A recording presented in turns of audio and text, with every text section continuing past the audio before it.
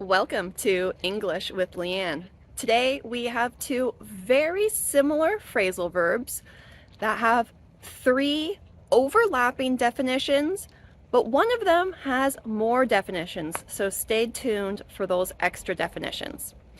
Our two phrasal verbs today are to bump into and to run into. Now, one of the big differences here is speed.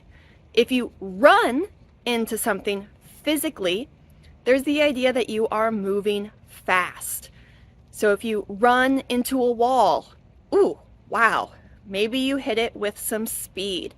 But if you bump into a wall, maybe it's just your shoulder and, it was a small bump. It wasn't a lot of speed. It wasn't major. So for both to run into and to bump into, we do have this physical definition of to collide. You might have heard he ran into me on the freeway, and here that's a car accident, right? The car collided with yours. I bumped into the desk on my way out of the office or the classroom. That's probably a smaller collision with the desk and your leg. You could have a larger one and say, I ran into the desk, now I'm going to have a huge bruise. But we often don't make that much of a distinction between these two for the physical collision. Now, one of our phrasal verb definitions for both of these phrasal verbs is to meet by chance. So this is an unplanned, unexpected meeting. For example, you say, I can't believe it. I bumped into George today at the mall. And here I'm saying that I saw him. We talked. You didn't actually need to physically come into contact with him, but you saw him, you talked. You could also use ran into here. I ran into Mark at the park today. Did you actually physically hit him with your body? No. You just met him. It was unplanned, unexpected. Our third shared definition for these two phrasal verbs is to find or to encounter, again, unplanned.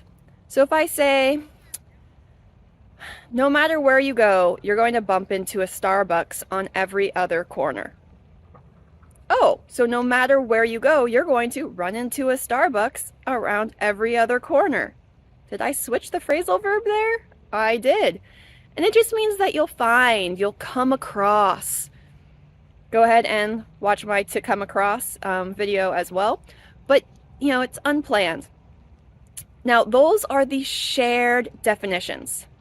But we have more definitions for the phrasal verb to run into.